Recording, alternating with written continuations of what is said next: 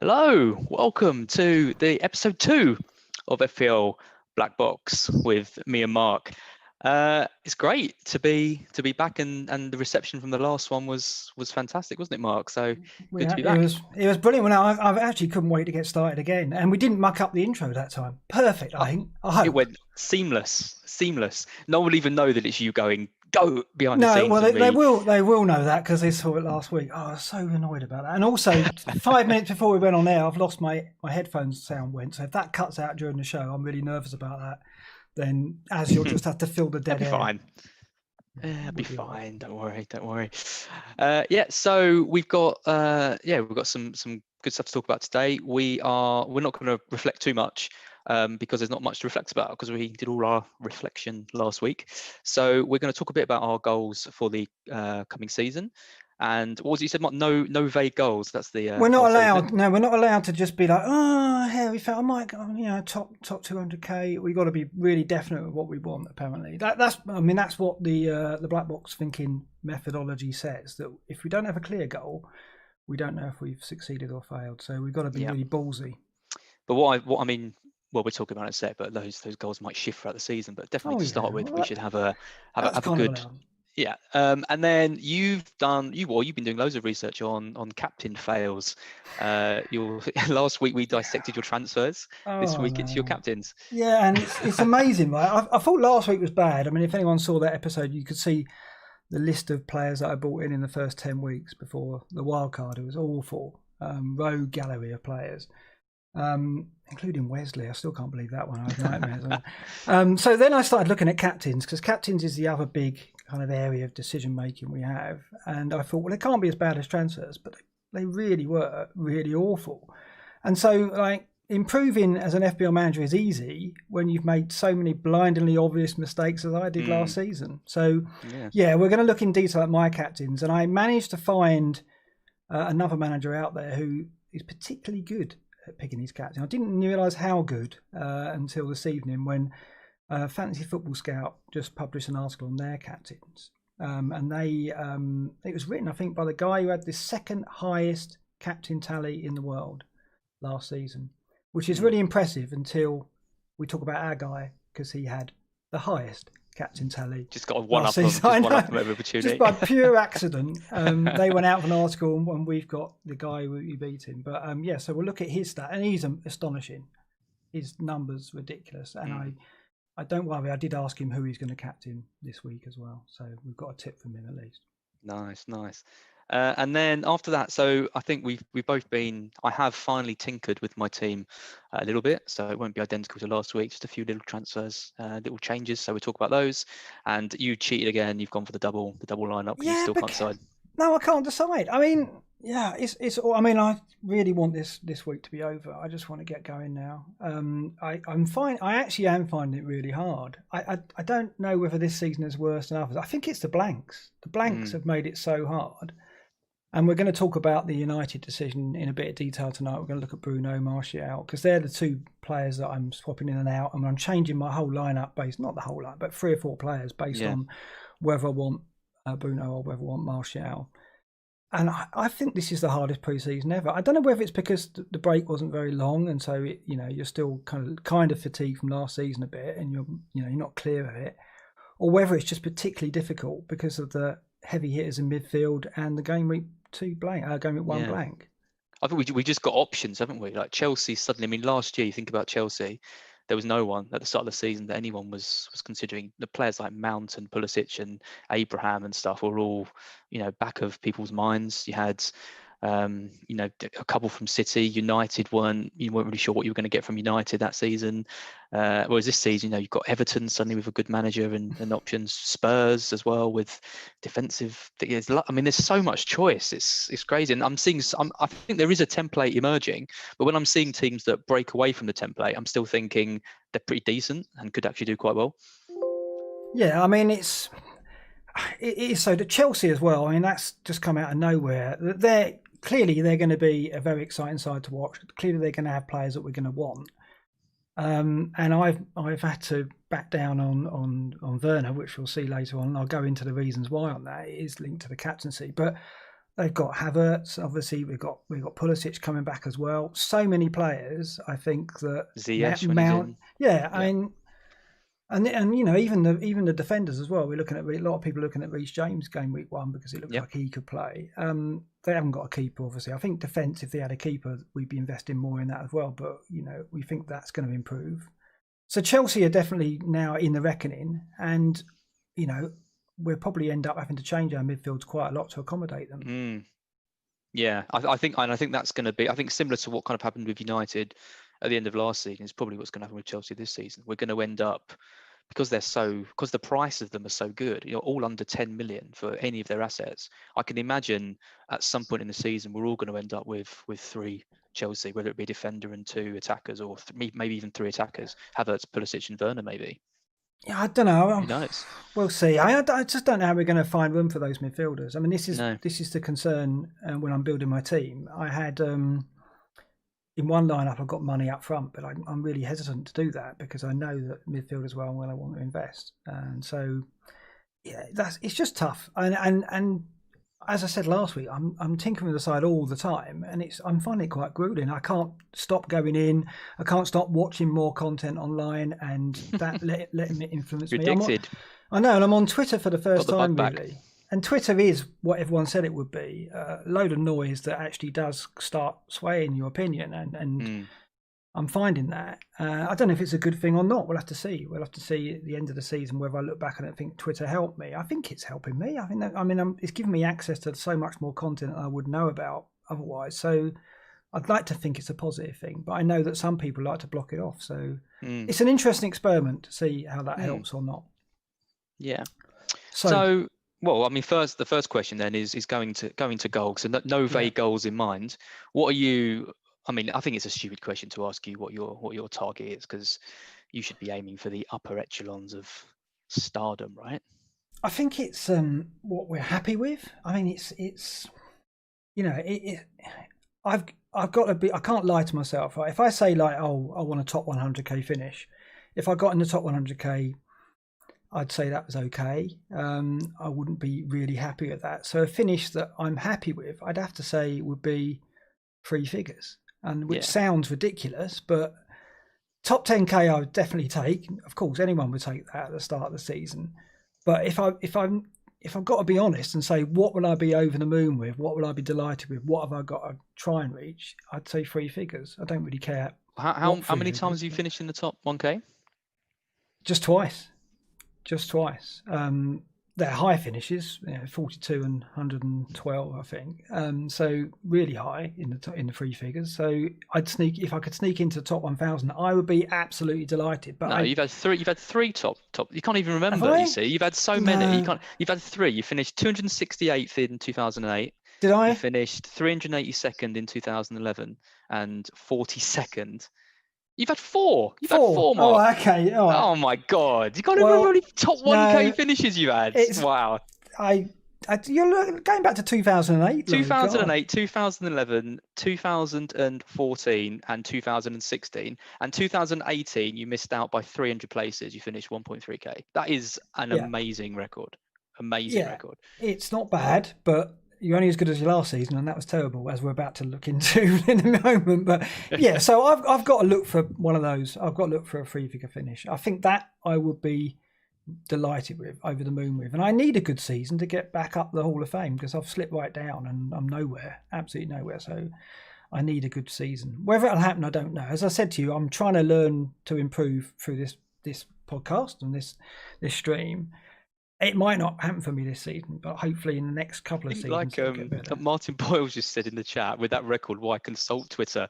It's true. Like, you don't need to listen to all the idiots on Twitter to do that well. I wouldn't say I'm consulting. I'm just like, I'm just completely wide-eyed. It's like, obviously I knew what Twitter was, but I never actually went to it as a source of information and as a source of, hey, you should be watching this, or hey, you should be reading this. Never really used it like that. I've always used it because obviously I was running a business. I'd used it to promote the business, which is a really selfish, one-sided way of using it. But unfortunately, that's what businesses do. But now I'm a punter. I'm a fan again, and so I'm kind of giddy. I'm like, oh my God! I look at my stream is full of really good stuff, and so And the thing is, I'm consuming content all the time, and I'll talk about a particular video I watched this week in a bit when we talk about the captains.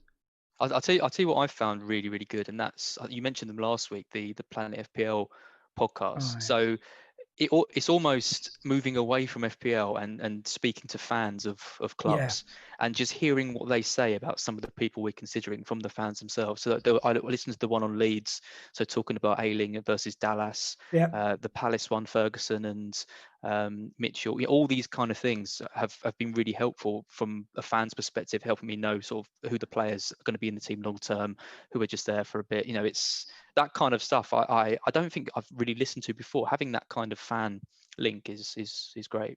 Yeah, and do you see the West Brom one? Yeah, It was yeah. just fantastic, and it was on a day where I think there was a lot of Well, why do you think I've negativity got about. Pereira? Right, yeah, exactly. Well, Yeah. it was at the end of the day they were pushing it, and I watched it and was in the chat with Susan James, and it was just such a positive thing, and it was wonderful to watch. Watch that one if you watch any of them, but try and watch them all because they're brilliant. It's just a fantastic series, and I didn't realise they did that. See, I was oblivious to that kind of thing. I think they've done it for a few seasons, and this is what I mean. I'm finding content which I was shut off from before because I had to shut myself off it because I was so blinkered. It was all about Scout. Now I'm like a kid in a candy store. It's fantastic. So top 1K finish is the aim. What about you then? Go on. Well, I mean, really, I want to beat you. So I guess I've got Absolutely, that's what I want to hear. Yeah, I've got home for a 1K finish as well. I've only finished there once a couple of years ago, which was great. It's a nice feeling when you get that high. I think I mean, we were talking about this, I think, at the end of the season. What is a good season these days? And I think a lot of people say as the amount of players goes up, top 25k, top 50k suddenly becomes better than it was a few years ago. But I still think there's something about that top 1k, top 10k area which it feels prestigious, and the more people that are added, the less chance you have in theory of getting into those positions, so the more kind of honorable it feels to get there. So if we're going all out, no vague goals, then 1K's got to be the aim. My absolute main goal though this season is to not get off to a bad start. There you go. That is my don't put pressure on yourself like my that. non-vague goal. I just don't want another season of being halfway through the season having to claw my way back up to 100k, 10k. I want to be struggle, isn't it? Yeah, I want to be in a position to push forward. And even if I try and push forward and I end up, lower than that, I still want to be not in the million mark, so that's the plan. Strong start, stick to my tactics, be aggressive at the start, try and do better than last season. Hopefully this pod will help. Yeah, I mean, I was listening to General again, and he was saying about don't get hung up on the first game week. Don't there's plenty of time and stuff like that. But I'm just not following that advice at all. I'm getting really hung up on getting it right first game week, and I don't want to put pressure on myself, but I do think that it could go very wrong if you're not careful, because if you set up to get the wrong Man United player, then you get the wrong Man United player, and that United player gets captained by a lot, goes up in price twice. Suddenly you're like really playing catch up, and then it might be wild card time. So. Well, exactly, because there's so many options and you can't have them all. If you back the wrong horse right from the start and you stay patient with that horse, and you've got all these other things firing around, it's going to really be tough to claw your way back after that. I think particularly this season. I agree. I can't remember a pre-season quite like this where there's so many players to consider. I mean, even look at like the 6.56 million striker mark. I mean, there's like 7 or 8 players that you could feasibly have in that spot. It's crazy. And I noticed you put a new one in this week. I have. I've got a new one. New toy. We'll talk about that. Not a new name though. It's a name I know. Not a new name. I know very well, unfortunately. Very famous FPL name. Okay, so we start looking at captains then. I'd love to. Yeah, let's see what you got. This came up when Greyhead sent some data earlier this week, and we were in a league last year, weren't we? Greyhead's the good and the great, or the great and the good rather. And he sent through some data, and he said, "Oh, I thought this might be of interest to you." And I had a look, and it kind of confirmed what I already knew. How many are in the league? 16, maybe? I don't know, maybe less than that, 12. But they're good managers. good. There's a lot of good managers in it, and my captain score was the lowest of the lot. I had 26. 26, right? 26. That's a lot. So I changed my captain more than anyone else. I think I had 15 different captains, and I had the lowest captain score. And you beat me by what, 160 odd points for captains? I think it was. Yeah, which is amazing because it's not historically something that I've been that great at. But I did something right last year with the captains, which is good, unlike you. and it's such an important decision. And obviously, along with transfers that you looked at last week, I got my captains very, very wrong. And it went a lot deeper than that. I mean, I started looking then at, well, who did get their captains right? And FBOanalyst.com sent me some data on the top 10. He did an analysis of them. And there was a guy in there who 27% of his overall score was from his captain, compared to mine, which is 19. So basically, I got in touch with him and asked him, whether he'd help me out with some data on how he chose his captains and so on. And he did. And it turns out, as I mentioned at the top of the show, he actually has the highest score from his captains in the entire game, it seems. So, I mean, let's have a look at how he compares to me. I mean, his name's Sivert. I'm not going to go into his surname because I can't pronounce it. But basically, his total points from captains was 692 compared to my 429. I mean, that is an absolutely massive gap. He captained 14 different players to my 15. But then you start looking at, where were the differences? And I analysed home and away, and he captained 28 captains at home, 11 away, compared to my 25 at home, 14 away. So not a big difference, but some difference there. Then versus top six, he only captained somebody against the top six once, whereas I did it 4 times. A bottom three, he captained against the bottom three 12 times, and I did it only 8. And then look at this, against the bottom 6, he had 22 captains against the eventual bottom 6. I only did it 15 times. There's the difference. And it's fixtures, and it's quite interesting because I was watching Josh Ball, who was the winner of FPL last season. He did I don't know if you saw it, he did a video, kind of a lecture about how... I need to see it. I saw it. I saw him post it. Watch it. It's absolutely brilliant. And it's weird, and it's so good because it really is a lecture format. It feels like you're in Open University or something. It even has like a senior lecturer introducing it. And it's got all the kind of Oxford University templates and stuff. And Josh is a clever guy. He's amazing, and he also has a really good way of presenting it as well. And in an hour, it was a fascinating presentation. And it sounds, I don't want to be lectured to, you might think, but actually it's fascinating. And he talked about the captains in particular. And I won't ruin it too much, but basically the key factor behind the captaincies was fixture and the fixture difficulty. It wasn't the form of the players, it was the fixture difficulty.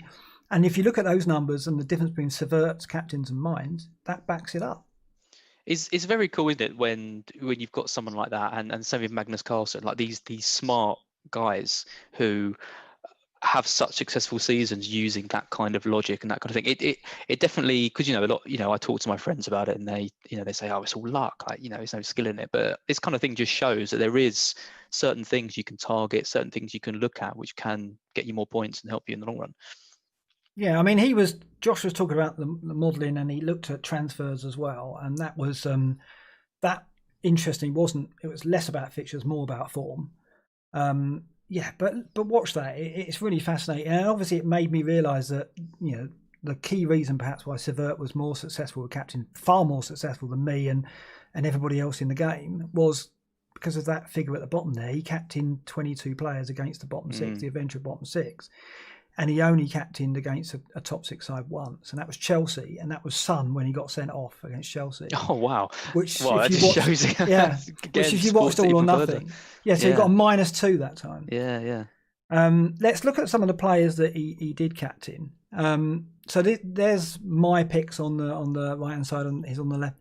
And I mean, what's key there is that we both highlighted Sterling and Salah because I captained Salah 9 times and Sterling 11. And actually, going back to Greyheads League, everyone captained Salah the most, apart from me in that league. And so I kept in the great and the good. Yeah, in the great and the good. And I didn't have Salah captain the most. did you not? I thought you did. Oh, okay. You were saying to me that I was the only manager who didn't captain Salah the most. Okay, No, but there's three of us, and it was all the same player, right, and it was all Sterling. really, we Yeah, all had so, Sterling the most, yeah. So or Sterling was forever. my most captain player, and it was you, and it was Luke. Oh God. which is Well, really there you interesting go. because I mean, I'd say we had very different fortunes. I mean, I finished fairly well. You finished okay, and Luke sort of dropped off towards the end. But it's interesting that we all had Sterling and all managed completely different positions in But that sense. It just shows it's when you do it. Because I mean, I got all of my joy from Sterling at the end of the season when I was captaining him nearly every week, whereas I think you and Luke were both captaining him at the start when he was blanking. yeah, and do you think there's an element of us feeding each other there? Do you think we were listening? Because I mean, that's weird that in 26 people, 3 captained Mm, Sterling the most, and it was me, you, and Luke, who are yeah, in communication, who do listen out and watch, look at each other's teams. I wonder whether we were confirming it for each other and going, "Oh yeah, but well, that's I know you and Luke were both adamant for weeks and weeks and weeks that Sterling was going to finally deliver points at the start, whereas I lost faith with him. And I think when I was looking through these things, I was one of 3 managers. My top 2 captains was KDB. So KDB was my second most captain, and he is the reason I'd say that of why. I mean, there's him and Vardy. When they were in form and they were just scoring points every week, I stopped looking for the really explosive, 20-point Sterling miracle captaincies and just started keeping it on the more reliable, consistent ones. And because I've struggled so much with the captaincy in the past, it was a really good strategy because it actually meant I was getting points in, trickling in every week. And, they sometimes De Bruyne and Vardy were hitting 11, 12, 13 points as well. So it worked really well. Whereas everyone was trying to, you can try a bit, I've always found you can try and be a bit too clever with the captaincy. It's the one thing where you can try and differentiate yourself a bit oh too yeah." much and not play like your natural game. You captain someone just for the sake of not wanting to captain the player that everyone's going for. So it's I find it so tricky that Well, so, I captaincy. mean, I sometimes feel that that's where you can take a risk sometimes. If you can't get a differential in, you almost try a bit to overthink the captaincy and go for someone off the wall. I mean, look at some of the players that I captained there. I mean, Callum Wilson's on there. We're going to talk about him in a bit later. Pulisic is on there once. Abraham's on there once. Jimenez once. I mean, they don't sound risky, but they are when you put them up against This is what I mean. The the big premiums. names. Yeah. Yeah, yeah, that's So, exactly it. so I tried to do that, and it didn't pay off. And it's interesting. I thought when I'd looked at Severt's teams, I thought, well, he's going to have Vardy a lot, and he's going to have De Bruyne a lot because they were the 2 players I didn't have. But he only captained De Bruyne 3 times and Vardy twice, right? So it wasn't really that. It was just because he was more successful. I mean, look at the averages he got out of Aguero. Salah he got 23.6 points out of per captaincy, and I got 13.3. So he captained Salah more effectively than I did. But I've highlighted Sterling there because he got only an average of 9.3 points out of Sterling 6 times he captained him, and I captained him 11 times and got 8.9 points on average. So he let us both down, really. Yeah. And it just shows. I mean, does that mean that Sterling, as a captaincy candidate, I mean, if the guy who got the best captaincy score in the world, he captained him 6 times and he failed to get a good score out of him, maybe that's a lesson we all need to take into this season, is that he's really hard to predict in terms of I don't know. I don't buy that. I don't buy it because I had so much joy with him towards the end. I mean, it's hard to pinpoint exactly what was different with him at the end of last season to the start, because he looked he looked a different animal. And he looked different when he came out of lockdown. I don't know whether the rest helped him a bit, whether it let him get his head together, kind of what it did for him. But when I saw him in that first game, he just looked different to how I'd seen him, a bit more frustrated, a bit more, I don't know, there's just something not quite there with him. And he looked like he was back to, being the man responsible for getting them goals it was when he incredibly needed. annoying for me because I Yeah. didn't go with him when we got back. When we had that free wild card, I opted to. I think I had him for 1 game week. Maybe did I free hit him out? No, I wild carded again before the end. I think I wild carded in 32, and then didn't go with him. And I think he Mm. scored 7 goals in the final 6 or 7 Yeah. game weeks. Well, And I it think didn't the happen. thing with him is, and the thing with captaining players who might not be so highly owned, is that it's particularly high risk, high reward, because you're not just banking on your player delivering, you're also banking on the other options not delivering. So, if you back Sterling and everyone's backing Salah and they both get 2 goals, then you haven't gained any ground. You need Mm. for Sterling to bang and for Salah to not score for you to gain the thing. And obviously, it can rise your ranks so high because you're getting, you can get so many points from that decision, but it can also really be difficult to get that right. And that's why I do think that the reliability factor is, I mean, towards the end of last season, I was looking for that explosive differential captain pick because I Mm. wasn't happy with my rank and I wanted to climb quickly. But I think particularly early on, having that reliable stream of consistent points, if we can tap into that early, I think is the best way to get reliable returns from captain. Yeah, I mean, It's not. I want to be more interesting than that, but I I just think know. it's sensible strategy. But I just went Salah from the start, and that served me well. And then the minute I switched to Sterling, it just started going wrong, Yeah, disastrous for me. And at the end of the season, you look at Bruno Fernandes as the top of my average. I captained him 3 times, and he got 29.3 points on average, incredible. So he really served me well, and that's in my head going into the new season, because obviously the United player is really crucial, I think. But my best 2 averages for my captain were Martial and Bruno Fernandes. So, and that is really the lockdown captains. So until that point, before lockdown, the average was 14 points from Antonio. In fact, now that was a lockdown one as well. So there you go. My top 3 averages were all lockdown captains. So before then, I was a disaster, absolute disaster. And again, last week you looked at my transfers and people would have gone, well, no wonder Mark had a bad season. Now this week you look at my captains, it's like, well, no wonder Mark had a bad. You've got to finish 100k. I know. I really do feel that. I'm actually grateful that it wasn't really embarrassing, because the mistakes are glaring. But at least I know what I've got to improve. I've got to get my transfers right and my captains.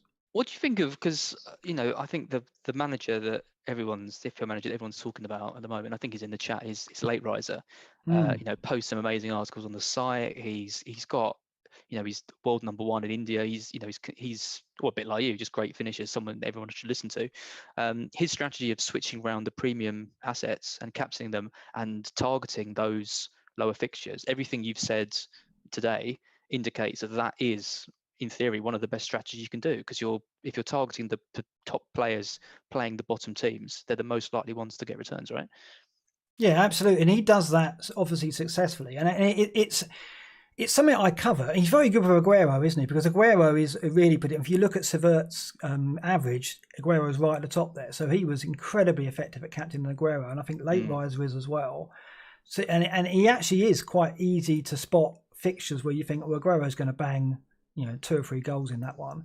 And 50% of the time, perhaps he does deliver at least a goal. He's prolific, obviously, but he's a flat track bully. When City destroy teams, he's obviously normally a big scorer.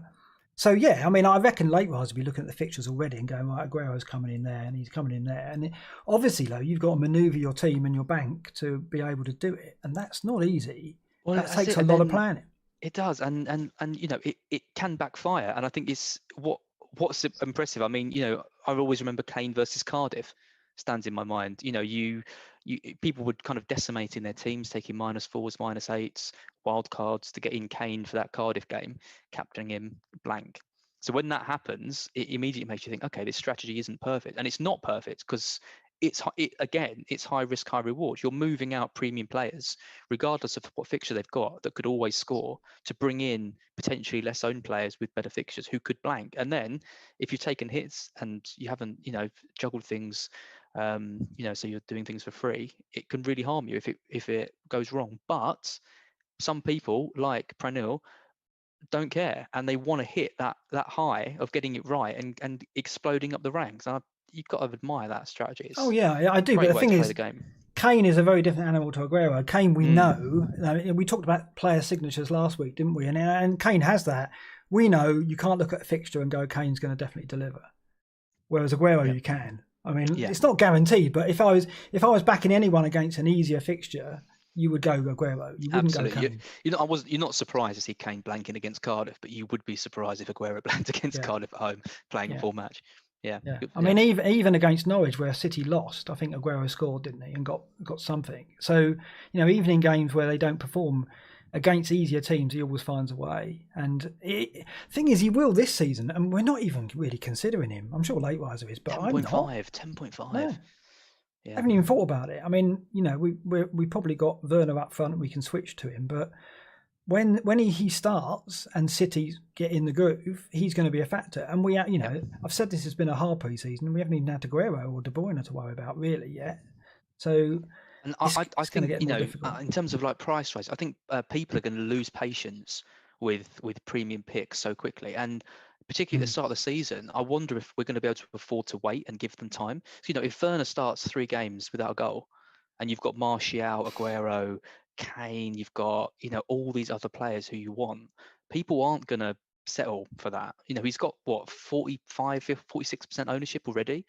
Like if Werner starts not very strongly, which and I think he will start strongly because of the players Chelsea have bought and the way Lampard plays, but if he doesn't, I think we're going to be talking on BlackBox quite a lot about are we going to knee jerking? I think this season is going to be particularly rampant. Yeah, I look at. I mean, my fear for Werner is, because I've been convinced, and I'll show you why in a minute, to go for him, is that at Brighton we get a blank, we get him playing out wide quite a bit, moving out the left a lot, and he gets taken off on 65 minutes, and Abraham comes on and scores. Right, and if that happens, which it's not out of the question, if Chelsea haven't scored after an hour, Werner could come off, especially if he's not, holding the ball up, and he might struggle leading the line. We don't know. We anticipate it'd be amazing, but we're piling a lot of expectancy on him. Then he could go down in price, because next he's got Liverpool, and obviously people are getting in Martial, so it's a concern. And look at Salah as well. If Salah doesn't impress, he's had a really bad run. People are already getting twitchy about getting him in. I know. If he's dour against in the game week 1 against the Leeds, then he could go down in price, because everyone's going to be moving to Fernandes. And already I'm seeing a lot of people going, "Oh, I'm moving Salah to Fernandes," and I'm not really planning to do that, but I'm having to think about it, because I've got a worry that we're going to be pushed into it, because Salah could be going down in price before game week 2. Well, it's the same with Aubameyang, and thinking about getting Sterling in, and the Man City players, because I think everyone's got earmarked Aubameyang to Sterling or De Bruyne for that game week 3 or 4 game. You get Leicester, I think, in game week 3, and Leeds in 4. So it seems sensible, because Arsenal's fixtures turn a bit after game week 2. But if Aubameyang starts the season with 3 or 4 goals against Fulham and West Ham, and Salah is not doing that, then suddenly you've got a form v fixtures type decision to make. It's going to be really interesting the first few weeks. We could get it very. I mean, Late Riser must be rubbing his hands, because it's perfect for his strategy. Whereas we're all like, "Ooh, we might have to do that strategy," and we're not that comfortable with it. Yeah, exactly. Yeah. So and I think, in all likelihood, the winner of FPL will be someone who does that really well, I think. Yeah. But it's one of the main reasons why I really want to make sure my defense is settled.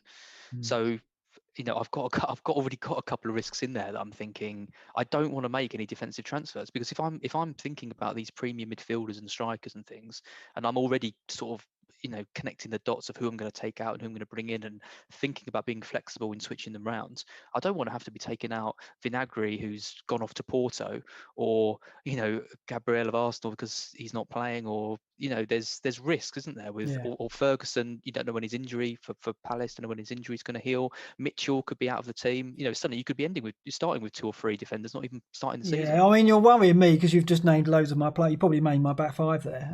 Mine as well. That's the worry. It is a concern. I mean, that's the trouble. We want to have a settled back defence, but we also want to put money in midfield, and we also want Werner and maybe another. You can't have it all. You can't do all those things. And it's interesting. I listened to the Scoutcast the other night, which got a bit angsty with Joe, and he can't do everything that he wants to do. And he had a strategy, but I guess when he looked at it, he had to end up with cheaper strikers, because he just isn't able to do everything. And he made that point, and it's fair enough. It's difficult, so difficult. Anyway, shall we look at what I've learned from this? Because obviously I've now got to get my captains right. So this probably is like most people will go, yeah, of course we look ahead to future game weeks and look at who we're going to captain. I haven't done this for ages and ages. And do you do that? Do you plan ahead with your captains? Yeah. You do? Right. Yeah, I'd like to.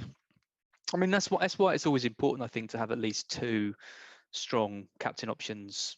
You know, that you'd be happy to kind of captain each week. So it's why I've always it's why I find the strategy of, so say you take Salah out, and it's something that I did think about briefly. You know, I thought I could take Salah out, get in Havertz and You were Odd or wavering. Rashford, yeah, something like that. But then I'm just down to Aubameyang as the premium option. And do I feel comfortable captaining Rashford or Havertz or someone like that? I mean, you know, if worse comes to worse, if Liverpool have got the worst game, City away, you could still make a case for captaining Salah in that game. If you had to, you know, if you had no other options, you wouldn't, you know. But Maybe, but away from home, he 4 goals last season. well, if it say it was Callum Wilson at home to Fulham or Salah away to City, you know, you've got a choice to make. Whereas if you take that out and you only have the one option, it's, you know, it's a bit trickier. So I like to have two. So that's why I like Salah and Aubameyang, because I think I do think Aubameyang is going to be up there. I mean, it's not that great punditry on my part, but he's going to be up there with the top point scorers, if not the top. Amazing insight. Scorer. That's why people listen to this, you see, for that kind of information. Aubameyang is good striker. Yeah.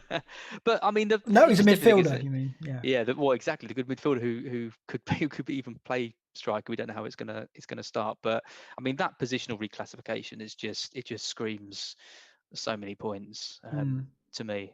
And you know, he's imminent to sign a new contract. I think Arsenal transfer business has been good. I think Arteta's got them playing good system. There's loads of factors why I mean, you know, he's been up there playing, you know, for Emery, who hasn't been able to really get the team firing, and I think Arteta's going to get a lot more out of them. So, you know, he could even be a season keeper that you, even with the rough fixtures, you keep but in. is he? If you, well, this is it. I mean, we're talking Salah and Aubameyang up, but in 3 or 4 weeks we'll be on this show and we might not have either of them. Yeah. And that might be the right thing to do. But I mean, the worrying thing for me is that Aubameyang starts off strongly, gets 2 or 3 goals against Fulham and West Ham, and then people flock to take him out, and you're taking out an inform, out of position, potentially midfielder, you know, even with tough games, and he carries on scoring. His price keeps going up suddenly, because this is the other thing, when you're taking these players out, you know, if you've got money invested in them, it's a lot harder to get them back in if you want to get rid. So that's I think that's probably one of the major drawbacks of that strategy. Constantly having to use transfers, the rest of your team can suffer a bit as a result, and you have to pay more because you're paying back more money than you. Yeah, I mean, I'm gonna watch to see what Late Riser does. We're going to be studying managers, and he's one of them we're going to be looking at for sure through the course of this show. And it's interesting as well, because going back to Josh's lecture, I'll call it that. And when it came to transfers, he was saying our decision making should be less about getting players in who have scored well that we don't have, but more about getting rid of the players in our team that aren't scoring well. And that struck a chord with me, because had I done that, I wouldn't have held on to Sterling. And I the way my mind works in terms of assessing transfers is, who haven't I got that I need? I never look at my team and go, right, he needs to go, who shall I get? It's always the person coming in who I think about first, which is the wrong way according to Josh's modelling. So really interesting stuff. Yeah, it was one of my things. I think I had it on the screen last week. Is this whole fixtures v form type thing? And I think fixtures breeds form, as we know, you know. But I have been burnt. I won't go into it again, but I have been burnt by taking out players in form because I'm looking for a more shiny potential option. So if Aubameyang starts strongly in those first 2 games, I'm going to be very reluctant to sell him, even though the fixtures do turn a little bit, and that could be a key move one way or the other. Yeah, there's going to be lots of crossroads. I mean, but anyway, going back to the captains, what I did as a result of realising just how bad I was at this last season, I started looking ahead. And it sounds obvious, but I can't remember the last time I did it. And whether that's just arrogance, that I was like, I've got Sterling and Salah in my team, and obviously last season I'll be fine, which is probably what I did think last season. I had a couple of players I thought I'd just captain them every week, and perhaps I was so wrapped up in that idea that I didn't really consider what other players I could look at and their fixtures. But I started looking at all the game, and I looked till about 10 game weeks forward. We're looking at the first 5 here. And obviously, you look at this and you go, well, Salah versus Leeds, Aubameyang, Fulham, Werner, Brighton are probably going to be the 3 most popular captains, I would have said. So you've got to have, well, obviously, we're going to have one of those players. Some will have all 3. Game week 2, Aubameyang, West Ham, Fernandes, Palace, and Martial, Palace probably are the next best option after Aubameyang, if not the better option. And that's why choosing the Man United option is going to be really, really pretty important. Look at game week 3, though. I mean, that's tricky. Would you go Salah at home to Arsenal? Well, you can't if you sell him for Fernandes. Would you go Werner against West Brom away? Maybe, but will we know enough about Werner and what he's like away from home by then? Maybe. De Bruyne, everyone's going to get De Bruyne in game week 3, but are we going to put the armband on him at home to Leicester? He's brilliant at home, and presumably, if you're going to take Aubameyang out for De Bruyne, you will captain him. Is that what you would do? I think like Ludwig says in the chat. I mean, KDB with pens. I mean, that is something he didn't have at the start of last season that he's got now. I mean, I think he was 9.5 when he started last season. He's up to 11.5 now. He's with the pens though. That is, I mean, is he still going to be on them when Aguero's back? Probably. Is Aguero going to play more than 60 minutes a match? You don't really know. I mean, I think in a straight toss-up now between KDB and Sterling, I think it's KDB I go for currently. Yeah, for home fixtures, I'm going KDB. Whether or not I'll have the balls to swap them out because looking ahead, there were some good away fixtures for City where you would captain a City player, and I think Sterling's a better option in the away games because the stats prove it. If you look at it, you look at De Bruyne at home, he's incredible. That's got trouble written all over it. Yeah, but I want to see if Late Riser does that. Is he going to swap his City assets? Because that'll be interesting. Because there's a clear divide. If you compare De Bruyne's home stats and Sterling's away stats, they're both really strong. And the flip as well, De Bruyne's just not effective away from home, anywhere near as effective. So that's going to be an interesting one. I'm considering it. So I've planned ahead and gone, right, well, I want De Bruyne captain here, but then in 3 weeks later, I want Sterling. And it's possible I could if I've got no other transfers to make. But I've highlighted Werner there in game week 4 and game week 5. And I didn't have Werner in my team until this week.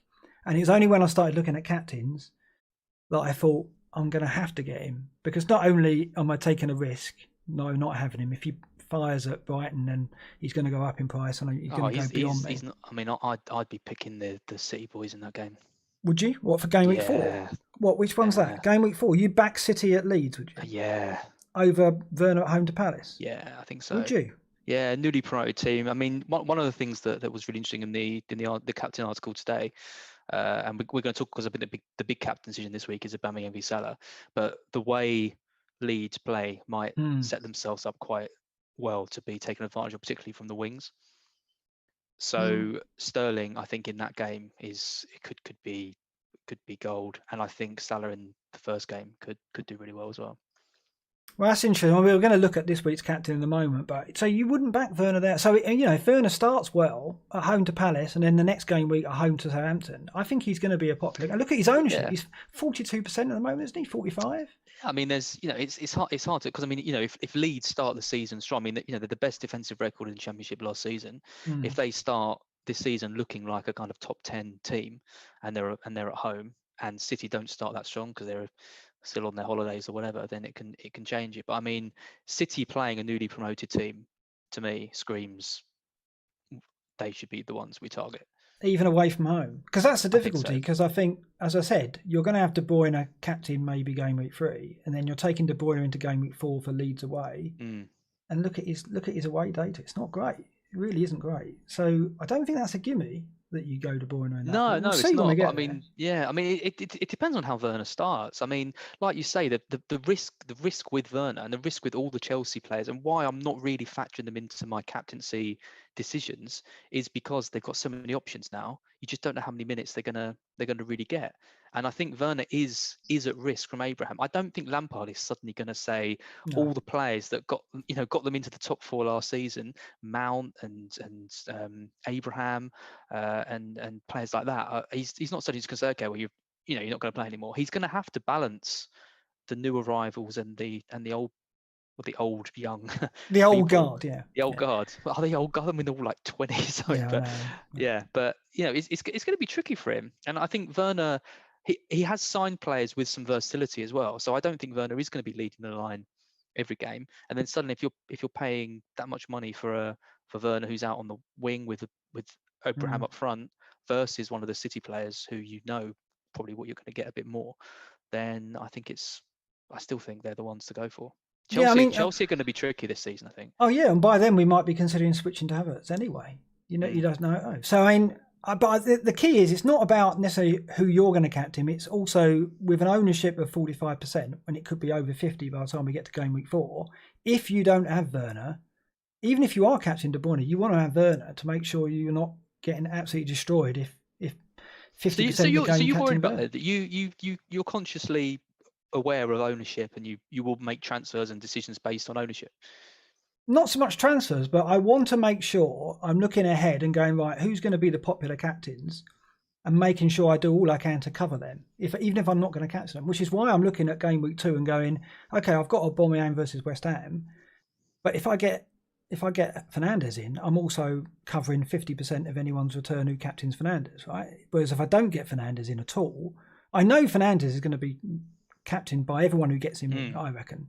Well, a lot, maybe not everybody, but a lot of people will go, my transfer is Salah to Fernandes, I'm going to captain him against Palace.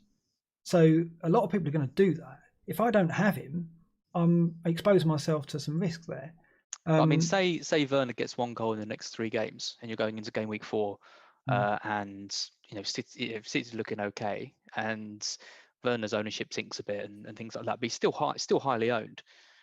But you don't think he's the best option, really, for that week. You'd still captain the best option. Yeah, I'm not. Option, right? No, yeah. but it's about owning. I know come game week 4 and 5, if Werner delivers in the first 2 game weeks, he's going to be a highly owned captain in 4 and 5. So if I don't have him at all, I'm massively exposing myself to that, aren't I? Really, I'm going to lose rank, because if Werner delivers at home to Palace and at home to Southampton, which he probably will get something in those games, I'm going to be falling down the ranks regardless of who I've captained. It's not a critique. It's so I've just got to be wary of that, and that convinced me that I needed to cover Werner until obviously we know more about the Chelsea midfield, and it might all change. Like Werner's ownership might plummet, as I said to you. If he struggles at Brighton, gets subbed early, and doesn't do anything against Liverpool, he could, his ownership could drop really quickly. So it could all change, but I need to prepare for that scenario. The first week is so. I think the first week, because I try and not think too much about ownership. What's gone? I'm that interesting. I'll carry on talking. I try and think about ownership as little as possible, really, when I'm making the transfer. But I think game week 1, in particular, you back, Mark? Oh, technical issues. Yeah, game week 1 ownership's more important.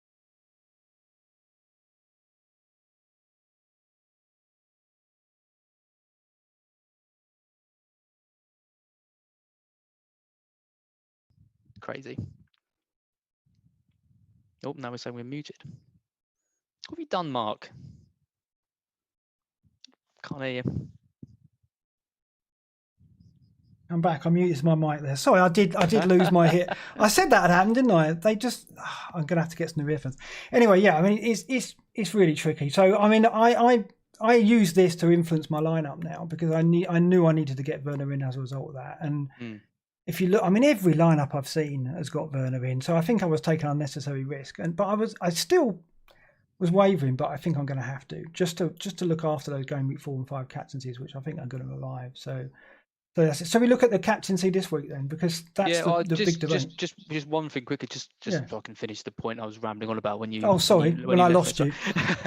I think I try not to think about ownership that much throughout the season. Try and base decisions on who I think are going to get points and not worry too much. But I think game week 1 is actually more important to think about it. I mean, I know if you go against the grain, go against the template, you can get off to an amazing start. But really, you do want to avoid firstly having to play that early wild card to bring in players who you maybe should have started with at the beginning, but also the price rise is just can cripple you so quickly if you don't. So say you haven't got Werner and you haven't got any plan for a Man United player and all that. You wait a few weeks. Suddenly their prices are so high that it's going to be so hard for you to get them in even at that stage. So I think if you're going to be boring at any point in a season, I actually think game week 1 is probably the best time to be boring. I know, and when you look at my team later on, I don't like it because it is so template. But I think if I don't do that, I will regret it. And I think you're absolutely right. If you're going to be template, do it now. And then when there's obviously much more variables to consider. I hate that we're advocating that. This is why I'm being taught. I'm torturing myself, and this is why I think this pre-season's the worst, because I know my head is saying just be template, just get players like Werner, just get Salah and Aubameyang, go cheap at the back. That's the template, and I don't want to do it, but I know it's the best thing to do. My head is telling me to do that. There's some players on the kind of template teams that I'm seeing, and I'm thinking, really, like Son, he's in so many teams, and he's in mine. Yeah, I'm not entirely convinced that he's gonna have a great start to the season. No, exactly. I mean, Maximan is another one, seeing him in loads of teams.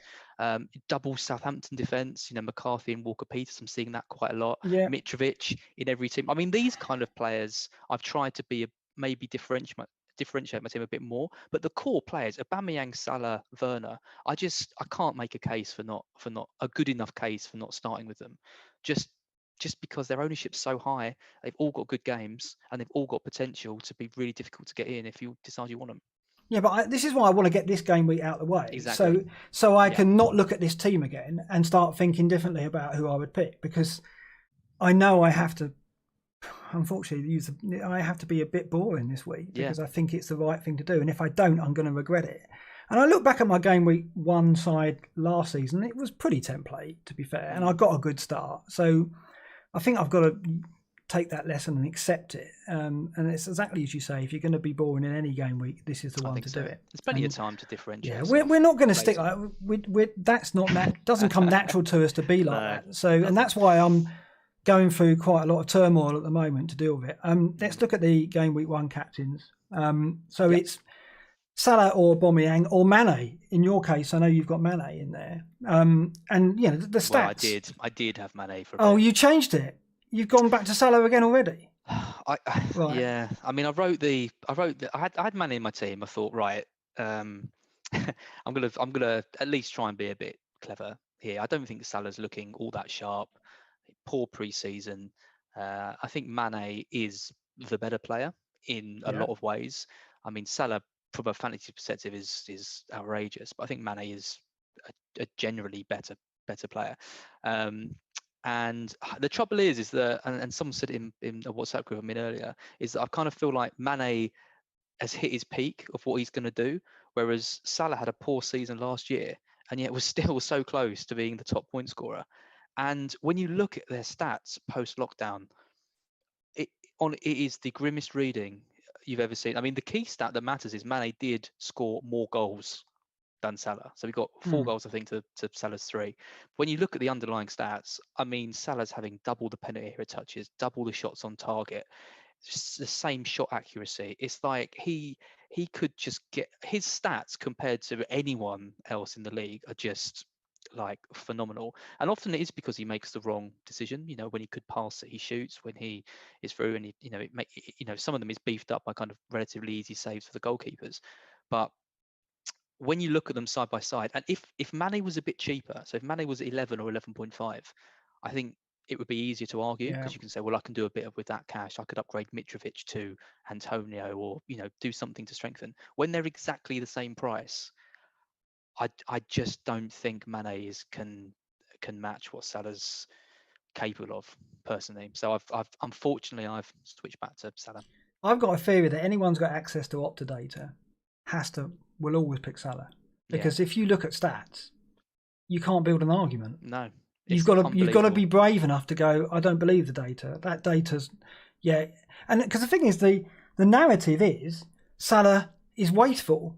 But we look at the data here, and this is Salah at home. His shot accuracy and goal conversion is stronger than Aubameyang's stats away. Aubameyang has a goal conversion of 19.1. Salah has 21.1. So he's converting more of his shots into goals. And Salah's, shot accuracy 50% on target compared to Aubameyang away 42%. So actually, Salah's accuracy is really good and his conversion is really good. So he doesn't. I mean, at home he's different to away. Away his numbers do drop off, but in home matches he's extraordinary. So he doesn't waste chances. He has a lot of shots, but 50% of them hit the target, which is what you want. Which is exactly what you want from a premium midfielder who you're likely to hand the captain to. I mean, stats wise, it's just ideal, isn't it? In a home game against a newly promoted team. I mean, on the Fantasy Scout captain poll, Aubameyang is top by a I saw considerable that. margin. Yeah, which I was surprised at. I mean, I do think Fulham. I don't think Fulham are going to do very well this season. I do. I wonder how they're going to score. They're going to be so reliant on Mitrovic to get their goals, and that kind of reliance on Mitrovic probably is must be a bit worrying for the fans. But I don't think they're going to be a team that gets turned over regularly. They're not going to be like a Norwich or something like that. I think the way Parker's got them playing is he's got them well organised, well drilled. I think they're at home in the first game. They're going to want to get off to a good start.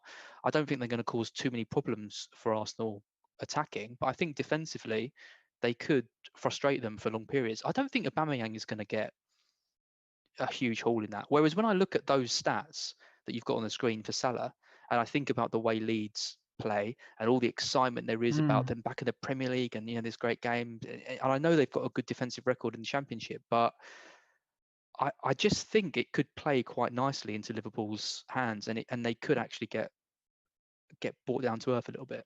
I wouldn't be surprised if Liverpool won that game comfortably. That's the script. I mean, I just don't think Arsenal are going to thrash teams this season. I don't look at the way Arteta plays with Arsenal and goes, they're going to win 4-5-0. Liverpool could, and that's the thing. It's like I think the ceiling for Salah is much higher than the ceiling for Aubameyang. It could be that Salah blanks and Aubameyang scores and gets bonus. Right, that could definitely happen. Right. Yeah. But equally, I think if there's a hat trick on the cards, it's more likely to go to Salah than it is to Aubameyang. All right, if you've been watching Salah recently, you go, there's no chance he's playing really badly. But I just don't think you can rule it out. I just think he's too dangerous to write off like that. And the data says otherwise, doesn't it, for sure? So I'm going to go Salah. It sounds like you are too. Yeah. I mean, Liverpool at home to Leeds has always been. I mean, it's the main reason why when I toyed with the idea of taking Salah out, I didn't really want to do it, because I do genuinely think Liverpool, either Mane or Salah is the best captain this week, and I think looking at the stats, I think it just has to be Salah, unfortunately, which is interesting because already we're going against the general consensus, which is massively in favour of Aubameyang. Would it be like that though? It won't. I mean, Salah would be the most captain. Yeah, sure. within our kind of community, Salah would be the most. Yeah, definitely the highest, the most captain player, definitely. And I asked Savert, who last season was the most successful FPL manager, for captaincies in the world, and he said 100% Salah. There you go. Well, don't listen to us. And he's got. I put he's got Aubameyang. He's 100% Salah. So if you're going to go with someone who knows what they're doing with captains, you go with Salah. But I think he blanked with his captains 7 times. Yeah. So 31 returns. 7 in 30. Last season. That's ridiculous. I think. But there's no guarantee this season. You probably got it wrong. But it's interesting that he's so convinced. I mean, I would say I'm 90% with Salah at the moment. There's a chance I could talk myself out of it, but I don't see it happening. And I just think it's home fixture, and like you say, Bielsa could run a few risks there. He could go and try and take them on a bit. It's going to be really interesting. I think they're going to. I think from what I know about him, he's very confident in his own, sort of prowess as a manager. And I think having an away game against the champions in the first week, I think they're all going to be so eager to prove themselves that, I mean, this is purely speculation. I mean, there's no actual, knowledge or stats here. It's purely my own thing, but it could be the complete opposite. He could, want to get off to a good start, show that they belong in the league and set them up to defend. But I just think the way they play lends themselves quite well to being pressured high by Liverpool, and I think Liverpool are going to have a lot of chances in that game. Do It you is an interesting game. Do you think that the Liverpool we saw in lockdown wasn't the real Liverpool and they really had taken their foot off the gas? And do you think instantly, new season, new start, we're going to see a bit more of that? I don't know. I mean, that is the concern. I mean, I think, I can't remember if I said it to you last week on the Scoutcast, but the worry with Liverpool is their whole game is built around intensity and high press and win the ball back as soon as you lose and that kind of thing. And you think, the Champions League final loss to Madrid, I think, spurred them on. He did the opposite of what he did to Spurs, who got, almost broke them. Whereas, it kind of made them even more intense, even more passionate, even more want to, prove that they could win the league. Now they've done it. Is that same intensity and drive there? Because if they lose 10%, 15% of that, like they did post lockdown, they struggle more. I know what you're saying, but I think in a way, because we've got two strong teams in City and Liverpool, and of course Chelsea will probably challenge and maybe United, but I think City know they can't drop points and Liverpool know they can't drop points. So I don't think at the moment there's a scenario where either of those teams go into a game and go, okay, we were 1-0 down, we've equalised with 10 minutes to go, let's take the draw. They're going to be going win, win, win. We've got to win every game. And that hasn't been the case going back seasons. You go 5-6 years ago, even the league leaders would go, oh, we'll take this away from home on a Monday night, we'll take a 1-1 draw. Whereas I just think Liverpool and City know that the other could win every game. And so they've just got to go for it. And I think we'll see that straight away from Liverpool from the off. So some great points on the chat. So Twisted Saltergator. Oh yeah, Twisted. Remember him? Twisted Saltergator and Noka as well. Both say that they think Liverpool were affected more than other teams, perhaps by empty stadiums. Yeah.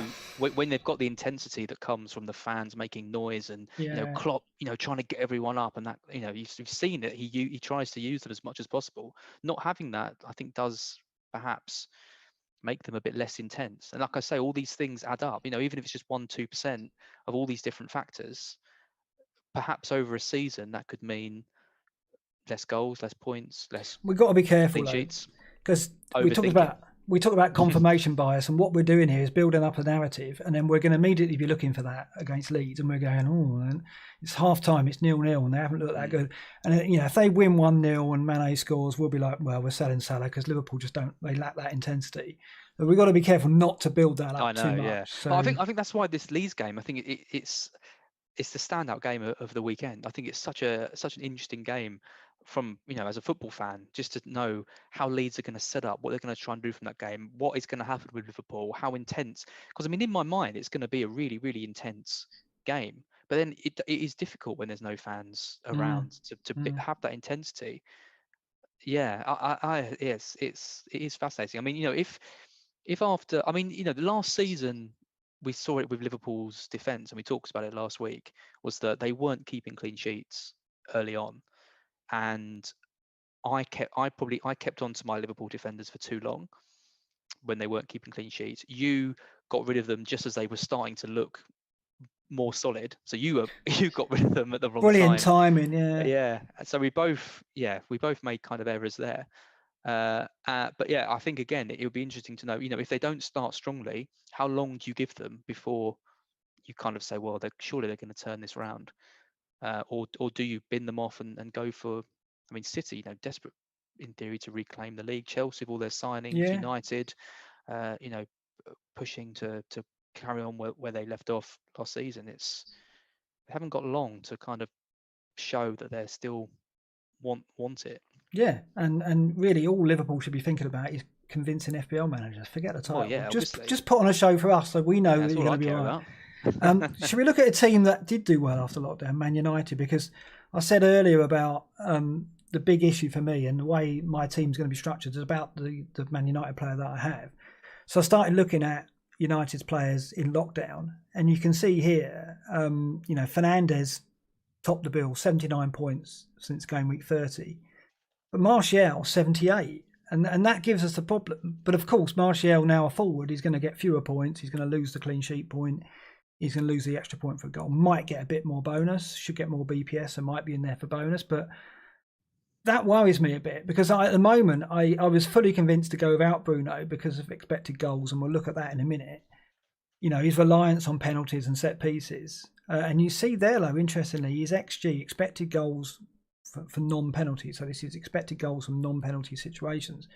For Bruno Fernandes was 2.26 and Martial was 3.05. So in the lockdown period, there wasn't a massive difference. And yet the narrative is Bruno's going to drop off because, you know, United got 14 penalties, Premier League record, right? And they got 12 the season before that. Is that going to continue? I know Joe on the scout course was kind of going, ridiculous. How can you not consider Fernandes? But you're not, are you? You're going Martial. Yeah, I mean, I'm locked in. To be fair, I think Fernandes is probably my third choice. I'd Is go he? for Rashford over him. I know he's lost the penalties, but still, I think five were penalties, so still 12 No, goals. he got six. He got 6 penalties, 11 Six goals in penalties, so total. so 11 goals in Yeah, the league, which yeah. which is good. Yeah, I mean, 1 million in it. I think it's the reclassification though that really draws me towards Rashford, particularly because when you think about, I know Martial's the lone forward, but there is a lot of swinging around in terms of the front line is so fluid in terms of, you know, Greenwood. Greenwood comes in up front for a bit and then swaps back. Like the fact they're all strikers kind of by trade, who are then playing on the wing, means they can switch around. That's why it's so effective, because it's so difficult to mark. Fernandes is that kind of linchpin in the middle with all the creativity, pulling all the strings. But I just think in terms of pure goal-getting ability, it's still that front three that I'd want, which might not be the right decision. I mean, you can think he's like a kind of the De Bruyne of Man United, who's going to keep ticking away. But I mean, it's a big price now, 10.5. It's premium price. It's not an 8 million midfielder anymore. What do you think? Do you think he's gonna be up there? This is it. This is Top why scoring player? I'm going to be showing you 2 teams, because I can't decide yet. I mean, like, I'm using statistical models. Every model favours Fernandes as the best option, right? They all do. Rate My Team, FPL Review. They all favour Fernandes by quite a margin. Rashford is up there. Rashford is second in those models, but I was set on Martial because of his lockdown form, 78 points. And also, you know, we look further at the expected goals, and this is like expected goal involvement, which is expected goals and expected assists from open play. Martial 6.48, and this is since Fernandes arrived, so since game week 25. Martial was ranked 5th overall in the league for expected goals from open play, expected goal involvement from open play. Bruno Fernandes down on 4.09. And 4.4 of his expected goal involvements are all from penalties or set plays. So he's relied on free kicks, corners, and penalties to get his points. But why would that stop? And that was Joe's point. We can't presume that they're not going to get another 14 penalties, can we? So if his expected goals outside of set pieces is 3, that means he didn't convert them from open play. No, his expected goals from open play, goal involvements, is 4.0. So he was expected to assist and score 4.0 goals since he arrived, right? Yeah. But he's more than doubled that in terms of taking corners, taking penalties. He was expected to be involved in 4.4 goals. So you can see he's relying on set pieces and penalties for more than 50% of his goal involvement. But while that's worrying, and while that might push us towards looking at Rashford and Martial, why would that stop? Why would United, who got 12 penalties the season before last, 14 last, and they've got, you know, fast players up front and their counter, which is why they obviously, presumably why they win a lot of penalties. Why would they not do it again? And if they do, I mean, imagine they get 14 penalties again. Bruno's going to get 20, 22 goals, 23 maybe. Yeah. Which would be ridiculous. So it's a worry. I've gone from Martial to him again. He is a concern. I mean, the thing is, you can't have them all. And if you go for Fernandes and don't have Martial, you're going to be worried about Martial. I think, you know, Rashford is definitely the one that's flying under the radar for me. I think most people are going for either Martial or Fernandes, or looking at a way to get them in and not really considering Rashford, when I think that's, as I said, I still think he's going to be great value this season. You know, if you've got someone like Son, you only need to leave 0.5 in the bank to do an upgrade of Son to Rashford, then I think that's a very sensible strategy. But I mean, I really like Martial. I mean, Martial to me is still the standout, just because of his form post lockdown, and we haven't had that bigger break. And I think, you know, I think one of the things we were talking about on the Scoutcast with Joe was, he was saying you can't use, last season to think about decisions for this season. And I actually completely disagree with that. I think if we're ever going to think about last season, it should be now, because it's the no fans again. It's a quick turnaround since last season. We kind of know broadly a lot about how teams set up, and I mean, a lot of teams haven't made that many signings as well. I mean, Chelsea are the outlier, and probably Newcastle. They're going to have completely different teams, but a lot of teams are going to be setting up in similar ways. Whereas, in the past we might have seen, some big signings going to more clubs. So I think actually using the end of post-lockdown form to decide on decisions this year, particularly at the start, is sensible. And Martial, to me, I mean, if you're going to pick, well, Martial and Fernandes post-lockdown, remarkable. I mean, Yeah, they Martial were. just looked like a man possessed at times. Yeah, I and want it. Solskjaer speaking warmly of him. He's speaking warmly of the manager. They're definitely, he's getting something from working with Solskjaer. Apparently, Solskjaer rang him up early on and said, "You want your number 9 shirt back?" And he Yeah. went, "Yeah, absolutely." I mean, that was, a nice touch. And so that everything's positive around Martial. I get it, right? But Bruno could be a phenomenal again, and he's going to be the highest owned United player, definitely. So, he's going to be captain game week 2. And I worry about it. And I worry if I don't own him, it could really hurt me. So I haven't decided yet. So can you get Aubameyang, Salah, Werner, and Fernandes in a team that doesn't Yeah, I'll look show terrible? you. I'll show you in a bit. Well, Well, I that's don't if know if it doesn't look terrible. that's, To me, it doesn't. I don't like the defence. The defence is awful, and I wanted Robertson, and I can't get Robertson in that team. So I'll show you the teams in a minute. Well, let's look at your team now first of all, though, because you're going Martial for Ings, right? yeah. Game week 2. And you've made some changes, but Pereira's still there. Pereira's, yeah. so I owe you that fiver. Fair enough. It's the only reason he's in now. I've got to claim that fiver. Yeah, I mean, I talked a lot last week about the general structure, sticking with 4-3-3. I can't say I'm too happy with it, but I do still think the 4.55 million defender mark is better value than the 5.5 midfielder mark, which is why I'm going with 4 at the back. So Ramsdale's still there.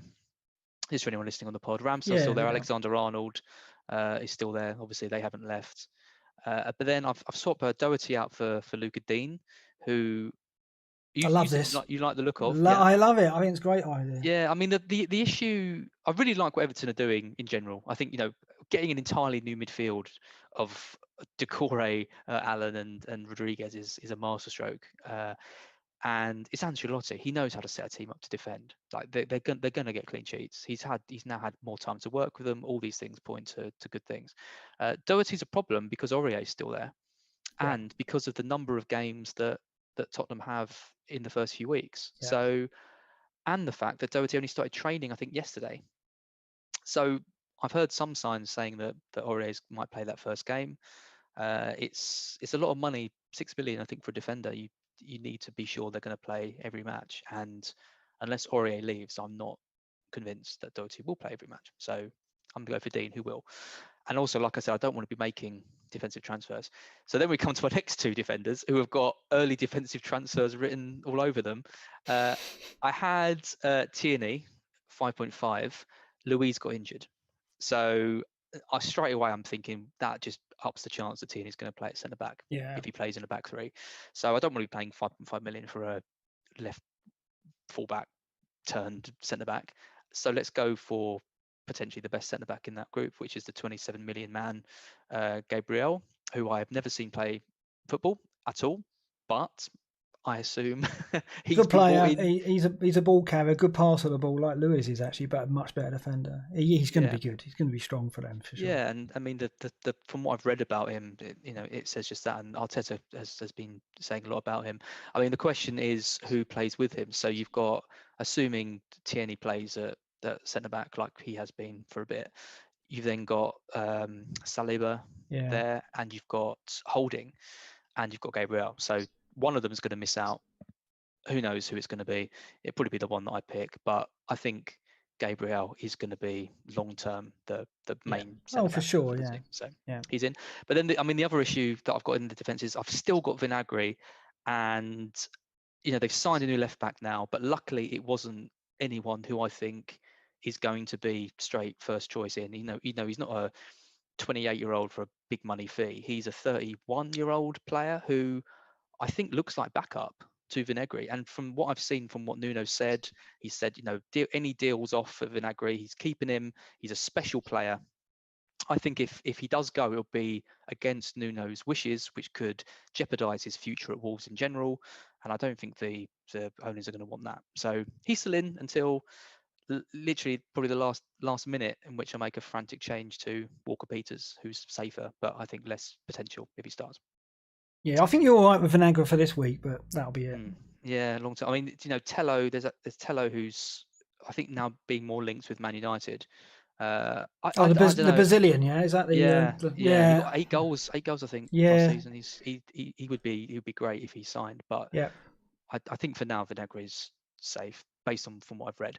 Then in midfield I've got Salah, Aubameyang, and Pereira. I won't sell Pereira anymore to you. You know my thoughts on him. And then Werner and Ings, who's going to be Martial. And then my change here is I've taken Mitrovic out, and I was looking for any excuse to take Mitrovic out because I don't want him. No, I know. I just don't want him. I just don't want a it. Fulham striker. I know he's the talisman. I know I tried to big him up last week, but I don't fancy him. So I've gone for Callum Wilson. And I really like what Newcastle have done this transfer window.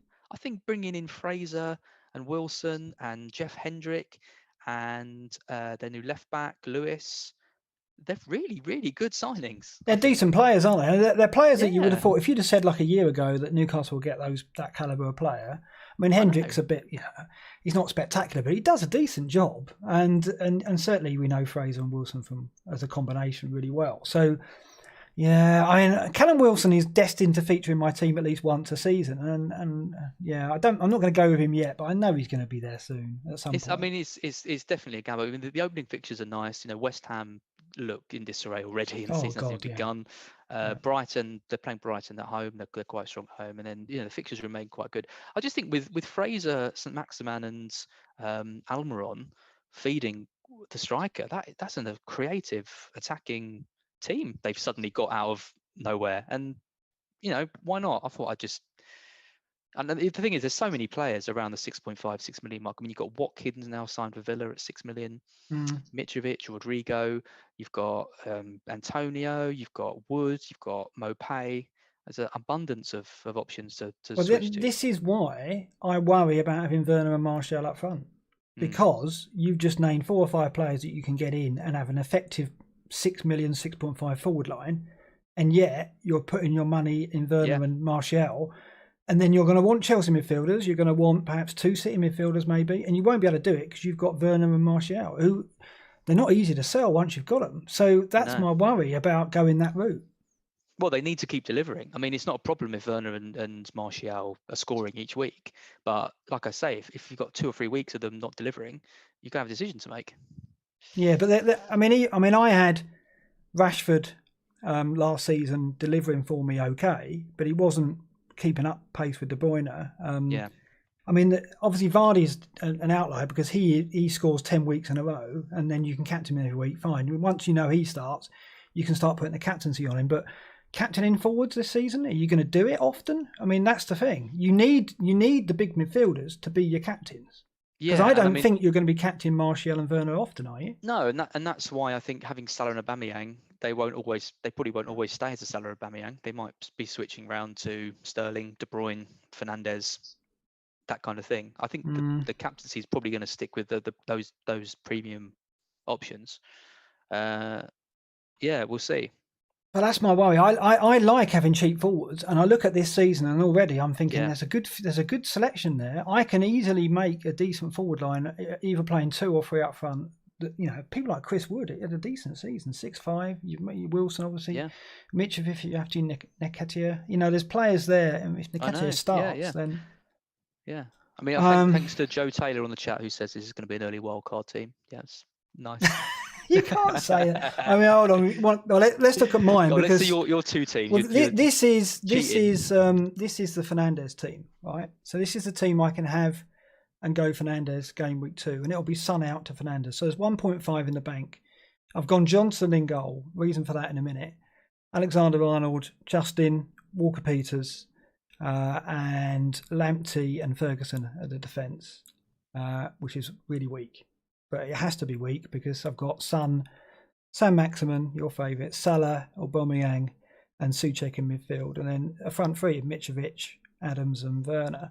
There are players there I don't like, but I think it's a sensible lineup if you're going to get Fernandes in game week 2.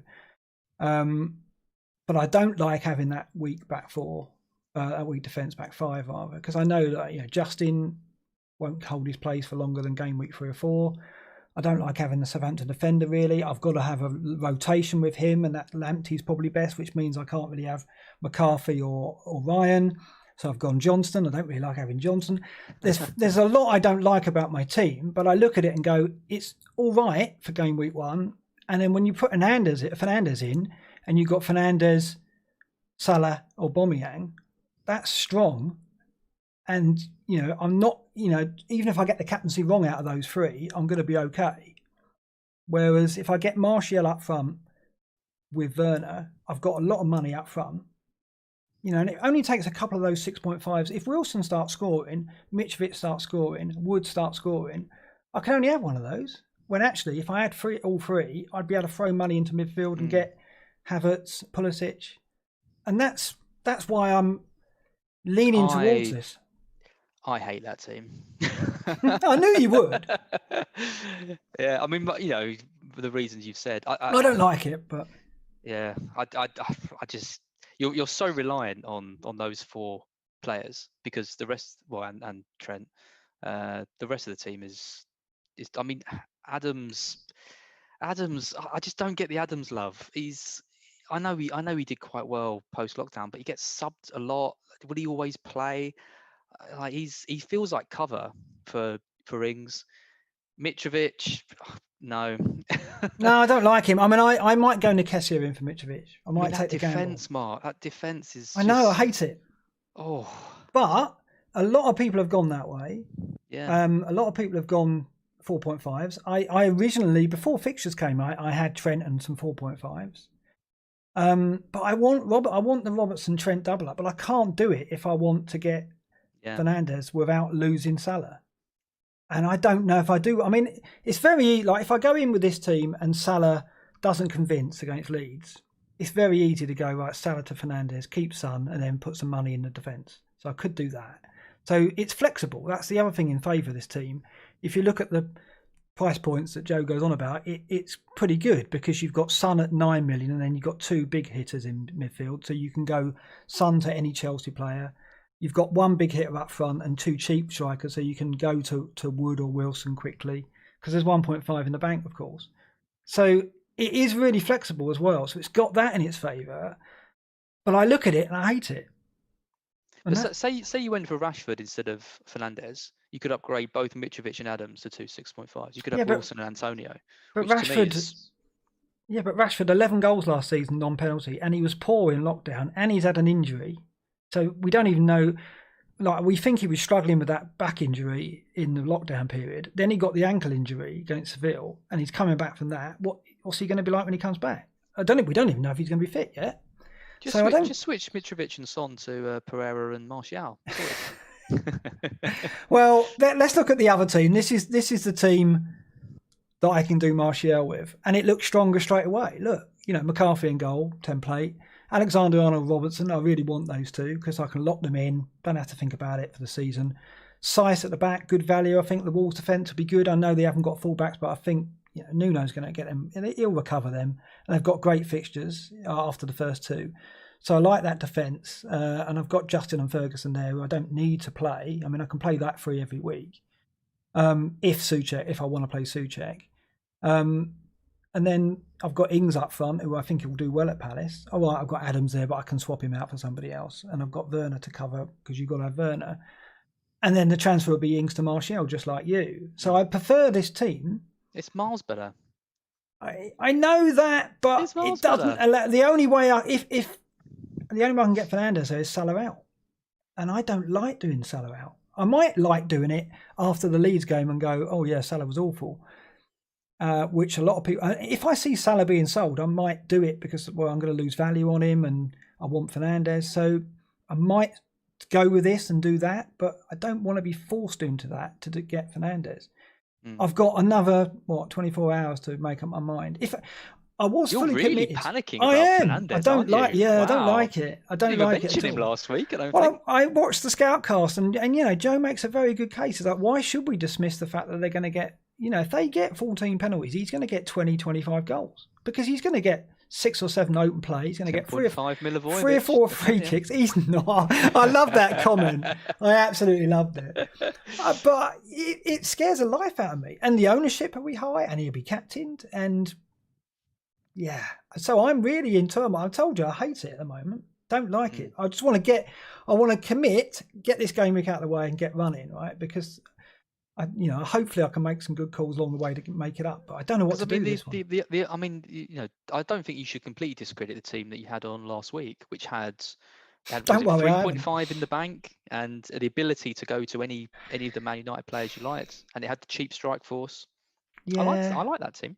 Don't worry, I've banked that one as well. I mean, I've got lots to go through. I don't know. It's just I'm running out of time. I've got to commit, and Yeah.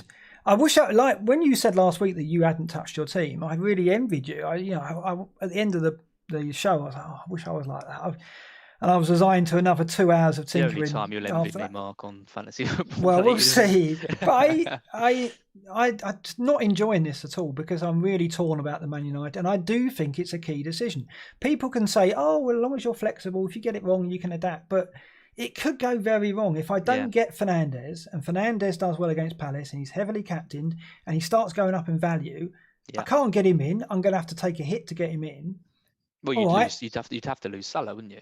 I'd have to. And you don't want to do that. Yeah. No, not really. Well, I might do if Salah disappoints, but even then, I'm not comfortable with it. It's very, very tough. I admire a lot. I see a lot of people who are on Twitter going, "Oh, locked in, done." I'm like, really? Is it? Is it done? We haven't even got the team news from tomorrow yet, so there's all kinds of variables to come. Like Andy says, don't forget that Aubameyang's got that West Ham at home fixture, game week 2. So I can have him as captain. Yeah, fine.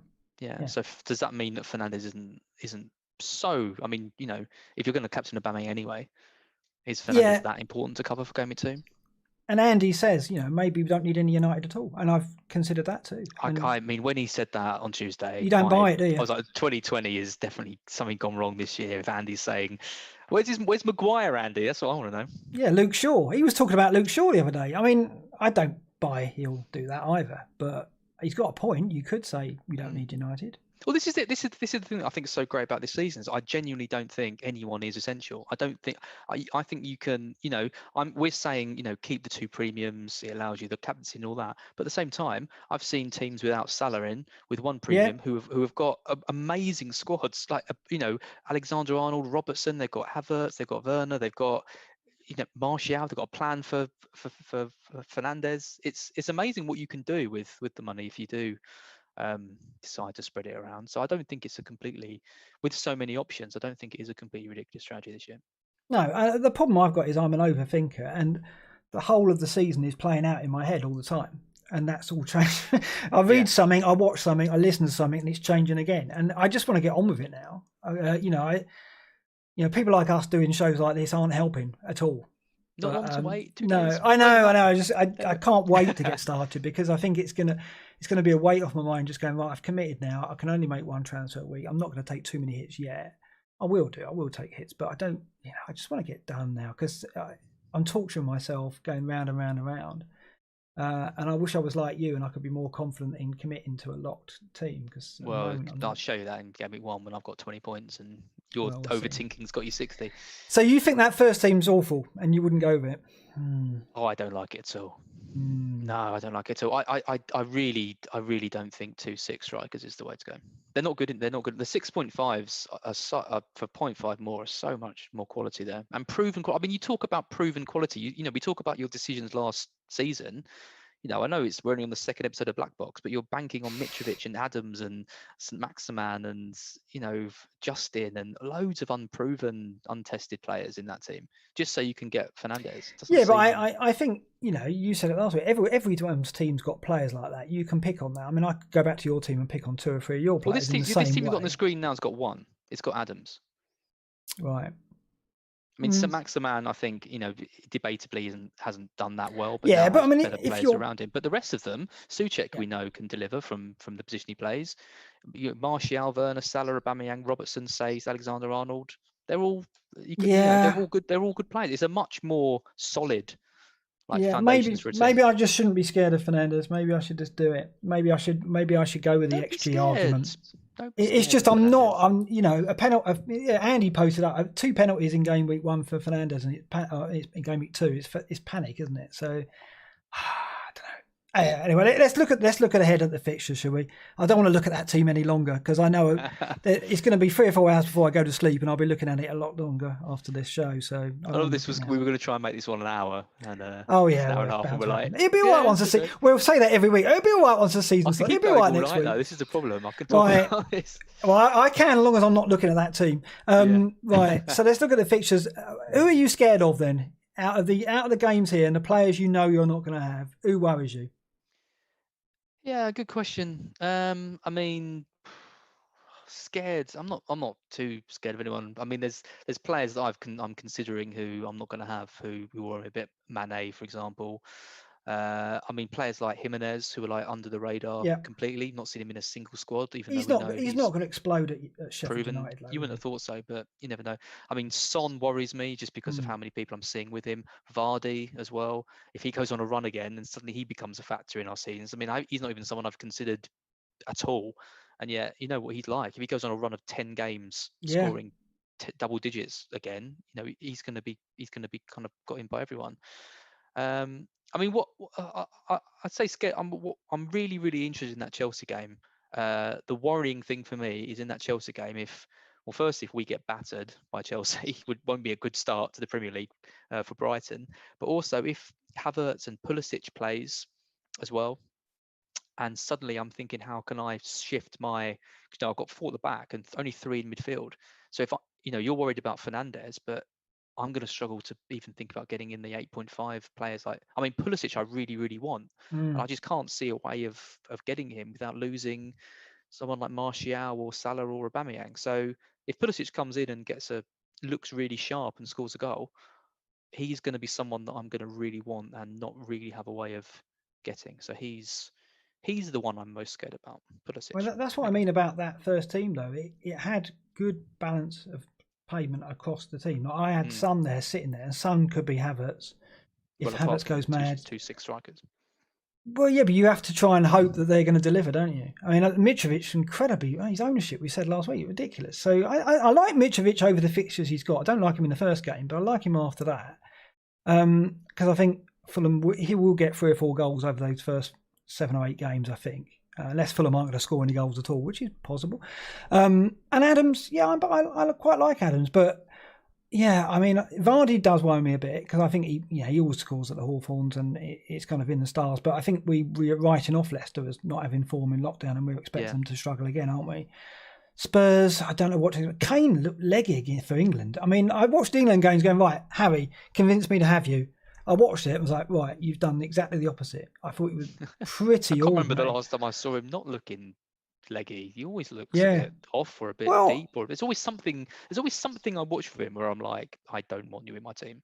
End of last season, he looked like he was on it again, and he scored a couple of goals. I thought, oh, that's the Kane of old, and I was like looking forward to getting an excuse to pick him, and no, I can't. But then he could fire against. It's the problem. He's so capable of a game where he just looks completely off pace, and it's not just last season. It's gone on for a couple of seasons now. He's gone from consistently looking like he could. He's still his goal scoring rate is still good. It's not just decent. It's good. He still scores goals, but he doesn't look like he did a few years ago. I haven't seen him for a prolonged period of time, and I think it's, he's had the injuries and things. I just worry too much. I'll just be watching a game, he'll be on the halfway line, and I'll be like, right, he's getting 2 points, he's 10.5, which I'm just not really considering Kane. No, I worry that, as I said last week about the players you've had in your team and taken out, and the hunches as well, like Nketiah, who's, I'm looking at going, I think he will start for them, and he could do really well, and I think he could, and I worry that I won't go with him and he will deliver. And it's those things you're just going, the frustration. I've always said Nketiah, great option all season, going to bang the goals in. All that. Definitely haven't got a soundbite of me saying he's I've got that preserved, so when he does get the hat trick, I'm trying to make a new one, you see, so I can. No, I'm not going to buy that. I'm going to edit that out. So it's those players as well. It's those players like Robertson. If I don't have Robertson, he's played so well in the pre-season, hasn't he? He's looked pretty good in the lockdown period. He's looked. Obviously, Alexander has been injured. I really want Robertson in there. I want that who's twin Liverpool defence. If I don't go with him, I'm worried I'm going to watch him against Leeds and he's going to deliver. So there's a few players I'm worried about, and I'm just anxious going into this first game. I just want to get it done, get it over with, and come back next week and talk about it, and then go from there. Hopefully with a fairly positive game week behind me, but I don't know which team am I going to go with. That's exciting. What am I going to do? I'll be paying close attention because we've got to wait longer now, haven't we? Because it's half an hour earlier the deadline. Yeah, so that's that means right. An hour. So I don't know. It'll still be an hour in it until we see teams, but just an hour and a half until the game starts. Yeah, there'll be no sneak peek at team sheets that people will exactly, which is good. But yeah, I just want to get it done. We'll come back next week and we'll start fresh, and I will have my team then, and then we can talk about transfers and captaincies and that'll all be something. Yeah, I mean, I hope not. I really hope not. The thing is, I know that there's so many hours to go, and I'm going to spend 60-70% of those hours worrying about my team and thinking about it. It's ridiculous. Let's just get it done and get started, please. All right. Okay. I think we've done enough tonight. I think we're going on for 2 hours if we're not careful. But I know. Yeah. My pleasure again, to talk to you and share that with you. And good luck for game week one. Just a quick shout out before we finish. Goal score challenge. I've been chatting to Will, and there's a partnership now with Fantasy Scout, which I got a bit angry about earlier because people have been quite critical of it. Just so everyone's aware, it's a free-to-play game. I don't know if you play it, Mark. Is you pick a goal scorer every week, and you can't pick that player again. Oh yeah. Yeah, it's just a bit of fun to do alongside FPL. Who runs that? I mean, it's goal score challenge. Okay, right. Yeah, but it's the guy's built up from scratch, and it's a really good game. So. Yeah, check it out if you haven't already. And also, make sure you join our league. Our code is at the bottom. And I think we're meant to say, give us a like and subscribe. That's what YouTube give us a like say. And subscribe. Yep. Well, we want to see the channel grow, and the only way to do that is to subscribe. So I mean, last week we had like 10,000 viewers, but we've only got 2,000 subscribers. So if everyone who watched subscribed, then we would have more subscribers. Yeah, so please I don't want to be hammering that home all the time. We're going to be like those people in the YouTube No, videos. exactly. I just like don't. And subscribe. I know. Yeah, give us. There's a button on the bottom that. right of the video right now. If you click that, you're subscribed, and then you never have to worry about it again. We've done it now. Let's just do it once. Let it grow organically. Let's keep it natural. But yeah, smash that like button. Yeah, that's right. Mark, don't say that. Please don't say that ever again. Okay, thanks, Az. Good luck in the game. Well, I'm sure we're going to be talking a lot in the next 24 hours anyway, and. Yeah, wish me luck with my team selection. Can't wait to see it. What am I going to do? It's good night for me. Good night.